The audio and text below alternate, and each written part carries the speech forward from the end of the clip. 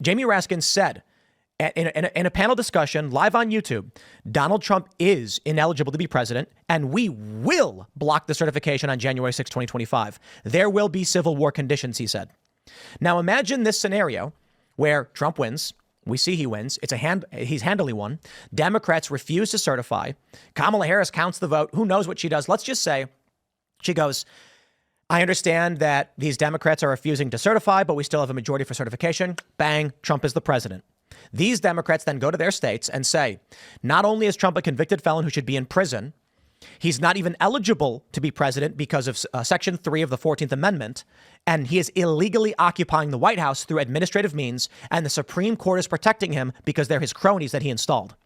You then end up with blue states saying if Donald Trump steps foot in this state, he will be arrested and extradited to New York, where we have an agreement to send him. That is all reality. That's potentiality. What we can say right now is we don't know what the blue states will do, but it is true that Democrats have said they won't certify. Trump is a felon and should be in prison. How will blue states handle this worldview that Trump is Hitler, about to round up migrants and refugees, is illegally occupying the White House while ineligible, has stacked the Supreme Court, and should be in prison? How do they rectify that worldview while going, we will do nothing, nothing will happen? It seems to me an impossibility. Now, it is possible that we don't see any formal governance like Newsom or Whitmer, whoever else, calling on their National Guard or sheriffs to go arrest Trump.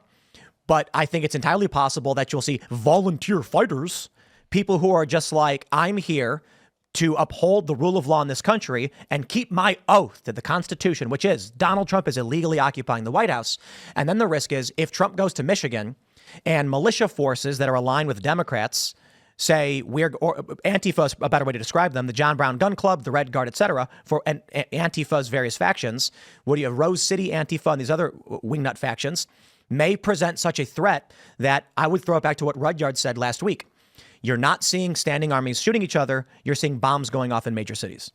And he rant over.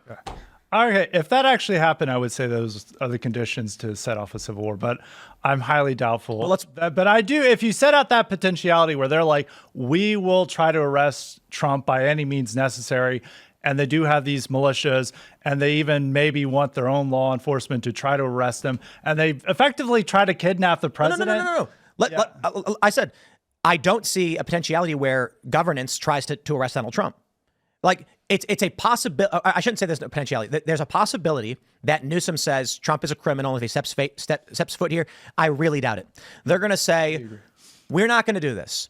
But what happens when you have you already have John Brown Gun Club? This is a guy, one of these guys who asserted himself as Antifa, and I believe he said John Brown Gun Club, went to an ICE facility throwing Molotovs and shooting at ICE agents. I believe it is very likely, terrifyingly so, that if Trump wins with the factors that are already true right now, Democrats have stated he's ineligible and will not certify. Maybe they do certify, but they've still said he's ineligible.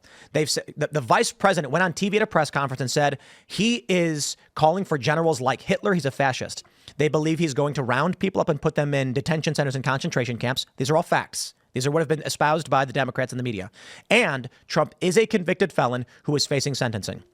With those factors in mind and the 2 assassination attempts on Trump already, the likelihood that if Trump goes to a Democrat jurisdiction, he will face extreme violence from roving factions of insurgency, terroristic violence, I believe is 100%.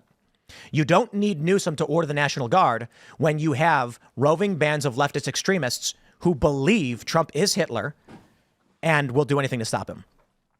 There's been 2 assassination attempts and 1 assassination plot, and it is, I would say it's fair to say, confirmed that there are Iranian assassination teams going after Donald Trump.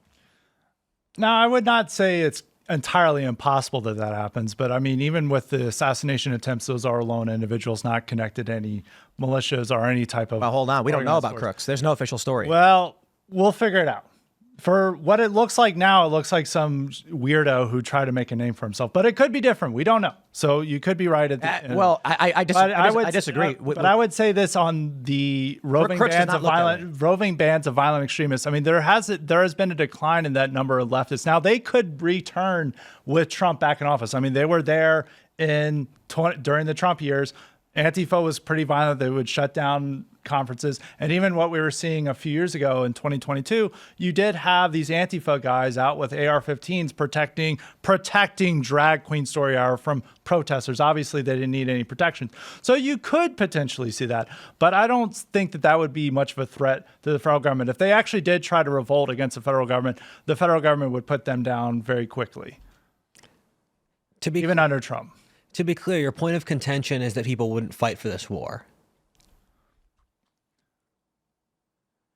I'm trying to put your argument against the federal government. Yeah, there wouldn't be that many people. I'm trying to put your argument in a spreadsheet. So as I can see, your points of contention are people would not die in this war, firstly. Secondly, that you would not accept evidence for there being a war until said war already starts. Yes, I agree. Now, with the people dying, I mean, there are probably some people who would die, but not enough to make for the conditions. What are you basing that assessment off? What are you basing? I'm basing it on the assessment of American people right now. I mean, American people, there's only about like 20% of young men who are even fit for military service. Even with the amount of people who are most politically engaged, it's generally middle-aged people. I mean, young men are probably the least politically engaged demographic in this country. Now, some of them could be animated to fight, but you don't really see that conditions at the moment. And even at the elite level, you don't see people calling for that type of war. And even I know you don't like the American Civil War references, but even in the lead up to the American Civil War, you had many of these Southern leaders of the caliber of John C. Calhoun, Jefferson Davis. These were the titans of the South. They were the leadership cast, and they were saying, we are willing to fight and die for our rights, and we are willing to separate from them. You don't have those voices right now. And even with the Spanish Civil War, if you want to bring up to a more recent conflict, you already had social turbulence in that country where the left had overthrown the monarchical government just a few years before, and the military was still not loyal to the current government, and the military had the instincts and the wherewithal to actually revolt against the civil government. Now, I'd have to say, in terms of who would be willing to do the fighting and organizing these people, I don't really see that at the elite level. I mean, there are certainly voices online that may say this, but I don't see this. I don't see the leadership cast going along with this. I don't see that. I don't see a significant mass amount of people who are willing to fight and die for this. They may say that online, but when it actually came to the time to fight, I don't think they would do that. I am part of the demographic you're describing, and I know that demographic very closely. And there is a lot of young, white, right-wing men who would happily die in a war. And the reason I say that is that we're at a point where that demographic is so screwed over by society that it's the best option. Where if you, and I've been involved in the incel revolution. I made a video on the incel revolution. You were involved. You're okay. We found the leader. In that video, people, it's been memed to hell, and people take it to mean something I didn't actually mean. Where when I talked about that video, I don't think there's actually going to be people who call themselves incels who launch a revolution in order to get laid. I think we're going to have this civil war crisis, and both sides of the civil war will be fought by sexually frustrated young men. He's completely right. So and this is true of all conflicts. Men who have families don't want to risk their families. True. Men who have nothing to lose. Hence, what you see with Antifa is a bunch of childless men and women who are, I mean, a lot of them are like 40. They have no ties to anything. So risk themselves is just a choice they make. Yeah. On the right, you don't see mass protests because guys are like, yo, I've got kids to feed. I got to go to work. Yeah. No, that's a defining difference between the right and left is the reason why we don't, as you said, people, we have stuff to lose. People don't, and that's even what happened with the J6 people. They lost their home, they lost their family, they lost their job, they lost everything over that protest. There are two demographics of right-wingers, and people forget that the latter exists, and they think only of the first. And when I talk to older people, they'll say, oh yeah, the young people who will go hard and they'll sacrifice for the cause among the young are the leftists, and the leftists are the ones who will die in battle, and the rightists won't. And I'm thinking, what planet do you live on? Where if I am a Zoomer. I know many Zoomers. Leftist Zoomers are completely anxious. They're completely incapable of doing anything. And you look at Chaz, you look at the Columbia protests. In the Columbia protests, they put up this whiteboard saying, you can't drink, you can't have sex, you can't swear, you can't misgender any people. That's not an army that fights a war. Among young right-wing white men, there is that demographic because they've been completely screwed over by DEI hiring. They have no social mobility.